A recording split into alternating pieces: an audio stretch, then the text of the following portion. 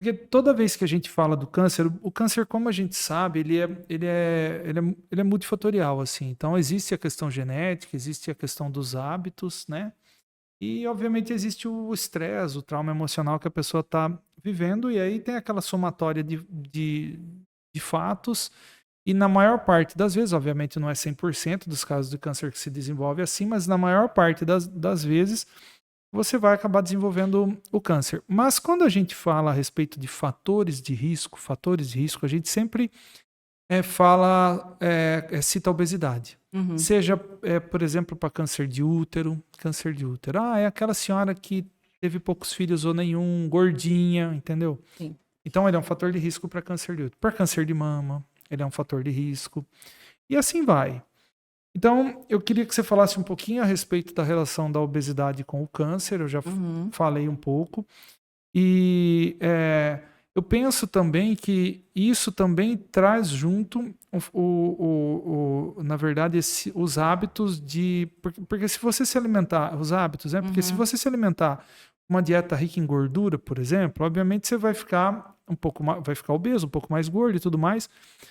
Então já vai aumentar por si só a chance de ter um câncer, por exemplo. Mas aquela gordura, a ação daquela gordura no intestino vai aumentar lá no local a chance de ter um câncer de intestino, entendeu? Então eu queria que você falasse um pouquinho a respeito disso e diretamente a relação da obesidade com o câncer. Depois a gente fala um pouco também a respeito da cirurgia bariátrica e tudo mais, porque tem o outro lado também, né? Tem sim. Bem, então, assim, já foi mesmo, tem evidências bem fortes que provam, né, que a obesidade é um fator de risco ali independente para o câncer, né? Então, tem estudos até que falam em cerca de 40% de risco para vários tipos de câncer. E mais relacionados, existem 13 tipos de câncer, né? Mas os principais realmente foram esses que você citou. O câncer de mama, pós-menopausa, né? O câncer de cólon e o câncer endometrial, né? Exato. A gente também sabe que o tempo de exposição da obesidade, ela também interfere para o risco de câncer. Então, a gente se preocupa ali da obesidade mais prevalente ali nas crianças, nos adolescentes também por conta disso, né? E também existe maior risco até de mortalidade em alguns tipos de câncer, risco de progressão de câncer no paciente com obesidade. Não são todos os tipos, mas em alguns tipos. Então, isso é bem relevante. No câncer endometrial, essa relação ela fica bem estabelecida, assim, porque a gente já falou que a gente aumenta os estrógenos, né? A obesidade aumenta o estrógeno. E vai lá proliferar aquele endométrio, que é a camada de dentro do útero. Então, isso vai gerar um fator de risco para câncer de endométrio. Câncer de mama pós-menopausa, da mesma coisa. Esse estrógeno, ele vai, né, estimular ali os receptores no câncer desse tipo. E o câncer de cólon, ele tem uma relação bem estabelecida mesmo, e também tem essa questão que você citou, da dieta, né? Então, tanto a obesidade quanto a questão das dietas com gorduras saturadas, né? Sedentarismo, então tudo isso impacta de verdade. Então, a gente vê até um pico de incidência reduzido, né, agora para câncer de cólon, por conta também dessa maior incidência da obesidade e obesidade nos jovens.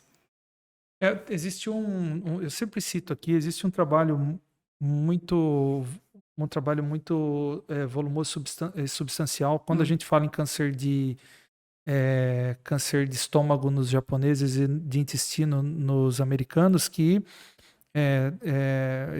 os japoneses que mudaram, e aí mostrou que era uma questão de hábito do que de genética mesmo. Os japoneses que mudaram para os Estados Unidos, eles obviamente diminuíram a incidência do câncer de estômago e passaram a ter uma incidência maior do câncer de obesidade, câncer do intestino também, Uhum. em virtude da alimentação.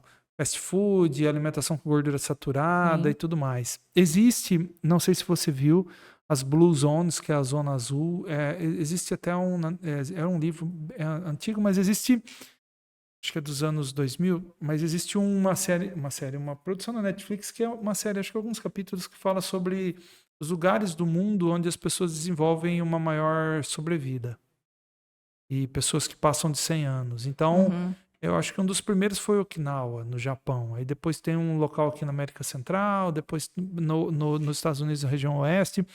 Okinawa, no fim Itália, que é a dieta mediterrânea, e Isso, também dieta mediterrânea. mas é interessante na Itália, depois a gente vai voltar para Okinawa, porque veja, por que as pessoas tinham uma sobrevida maior lá em determinadas cidades, não nas grandes cidades, mas se você vê, não sei se você já foi para a Itália, mas se você vê aquelas cidades pequenas da Itália, do interior, geralmente elas são feitas em cima do morro, tem muita subida e descida e Sim. tal. Então soma-se o fato da dieta Dieta, com a pessoa ter que andar. comportamento mais. Exatamente. Então a senhorinha de 90 anos vai para a igreja, ela desce o morro, vai para a igreja, compra o pão, sobe o morro, entendeu? Então ela está o tempo inteiro andando, Ativa. coisa que aqui a gente. Existe, obviamente, cidades onde tem bastante tem bastante declive, subida, e etc. Mas lá tem alguns lugares que a somatória disso faz aumentar a sobrevida. E uma coisa muito interessante foi que no Japão eles falaram assim, deixaram bem claro, fiquei até entristecido com o seguinte: Okinawa, olha, isso acontecia em Okinawa. Mas infelizmente voltamos lá 10 anos depois e os fast foods já chegaram lá, então já diminuiu muito esse tipo de coisa que a gente via naquela situação lá atrás.